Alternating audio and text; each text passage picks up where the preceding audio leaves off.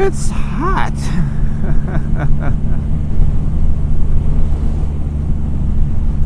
Oh, dear God, it is hot. Alright. Good day, everybody on YouTube. It's Wingnut again, and I wanted to welcome you, the viewer, back to my channel. And if you've not been to the channel before and this is your first time, welcome. Kick back, relax, grab a cold one, you know, that kind of thing. So, I don't watch a lot of news because a lot of it's BS, and I don't much care for politics, but something came to my attention the other day while I was skimming the news, and it happened to be a group of individuals called the International Flat Earth Society. So let me say that again, so I make sure you guys understand me, because sometimes I don't enunciate. The International Flat Earth Society. That means there's a group of people that believe that the Earth is flat. And it's not a small group of people. Not a huge group of people, but we're talking, you know, memberships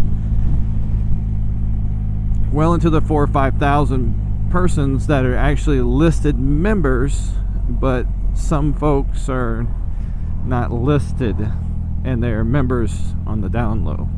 So what this is a group of individuals that believe that the Earth is actually flat, that it is a disk, that the North Pole is the center of the Earth, and that the Earth stretches out until you get to Antarctica, and there's a 150-foot wall of ice that keeps the water and people in.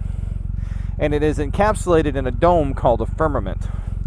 Now, the International Flat Earth Society was born from the modern Flat Earth movement, which was started in the 1950s in England, and has kind of crossed over from there. But yeah, so there's people out there that believe that the Earth is flat. Now, I'm not going to make fun of them for believing the Earth is flat. That's their beliefs. I mean, cool. But their denial of science, the Earth being flat is the ground level ideal. It goes deeper than this. But they have a denial of science. They say that personal observations trumps manufactured information. So what they're saying is that the Earth being a globe is a huge conspiracy to keep people from thinking, you know, knowing the truth, because they've been taught to, you know, wrong their whole lives. And it goes into great detail, and I'll actually put a link to one of their videos that I actually watch. It's not really a video, so much more like a podcast with imagery. And if you want to peruse that hour and some change, by all means, it's on you. And you know, if you know something more about this than I do, and you want to make a comment below and correct me on something I've either said wrong, or, you know, something I might not be understanding, by all means, feel free to make a comment about it, you know, down below. Please, you know, of course, I'm going to respect you if you're going to respect me, kind of thing. But the whole thing is, it just goes on and on, you know, that the Earth is flat. Now, it's a denial of science. I have been out in the ocean, high on top of a ship, and seeing nothing but water around us, and there's actually, you can see where the visuals drop off. You know, you can only see so much of Earth. There is a curvature to it. Another one of the things that you can go on about is, you know, have you ever been on a plane? If you've ever been on a plane and you're flying, you can actually see the curvature of the Earth. You can physically see that. And they're saying that these are optical illusions. Hell, if you've ever shot a weapon and you're shooting a long distance, you have to take account for the curvature of the Earth. Take that in. You have to, I mean, yes. But they believe this. And it's not just these guys. I mean, they can believe whatever they want to believe. They ain't hurting nobody. Good on you. It's the consistent denial of science that's making a resurgence in mainstream media, in pop culture, in the day-to-day life, there are people who just do not know where anything comes from other than what they read off of, for instance, Facebook or from the internet. Now, I am going to, date myself here. Back when we dialed up our internet couldn't be used as a source for a paper or a project because it wasn't guaranteed to be factual. But now, fast forward some almost 20 years later, and the internet's just, anything on the internet's true. Somebody's going to believe it. I constantly have to tell people that The Onion is a satire site because people read that and believe it. Same thing with the Duffel blog. So the denial of science, it bothers me that people don't get that. Hey, are you sure? Did you look into this? It's like the anti-vaxxers. They've proven the guy who released that statement was bullshitting, but people still hold on to it. And it's a belief, man. You're never going to beat a belief. You're never going to beat a belief. You can talk to somebody who has a very set belief, and you can probably come to a medium ground, and maybe one day they'll believe something different. But a belief is a very, very hard thing to beat. And honestly, you can't beat a belief.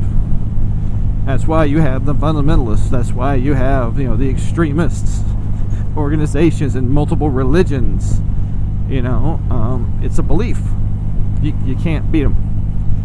And I'm kind of all over the place with this, but my main point is that it bothers me to no end the amount of denial we have, throughout the world of science. And I'm not saying that science should replace religion.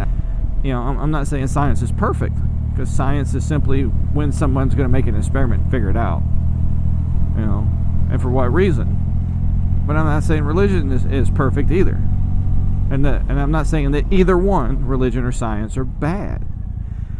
It's just, it seems like there's a heavy correlation between very, very solid fundamentalist religious views and the denial of science. And 9 times what you hear is, well, science is trying to replace religion. Well, no, not really. I'm sure there's people out there that want to replace science with religion, but not everybody.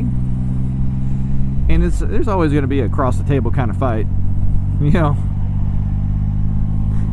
when people talk about it. I mean, you can't bring up religion, politics, or sports without somebody getting butthurt. And understandably, you're talking about their beliefs, so it is what it is.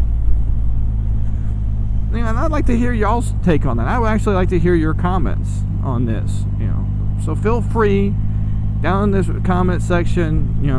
You can hit me up in the comment section. You can hit me up on on my email, on Facebook, on Twitter.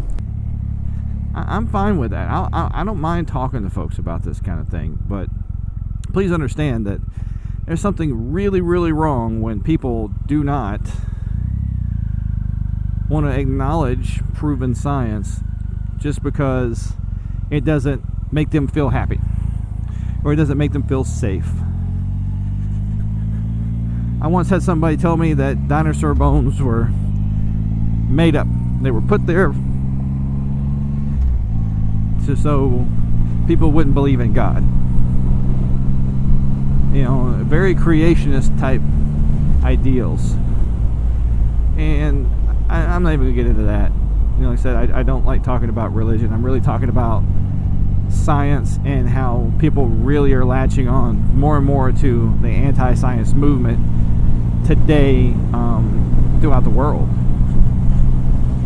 And a lot of it comes from tied in with religion, and that's about as far as I'm going to get into it best I can, because everybody has different viewpoints, and I ain't trying to say your viewpoint's wrong. I just don't understand it. So yeah, I've sailed around the world. Trust me, it's round. But if you want to think it's flat, good on you. good on you. By all means, believe what you want to believe. Hey guys, if you like what I had to say, you want to hear more, hit the like button, subscribe. If you don't like me and you don't care what I want to say, hit the dislike button, make a comment. It's on you. Hey, this is Wingnut again, and have a good one.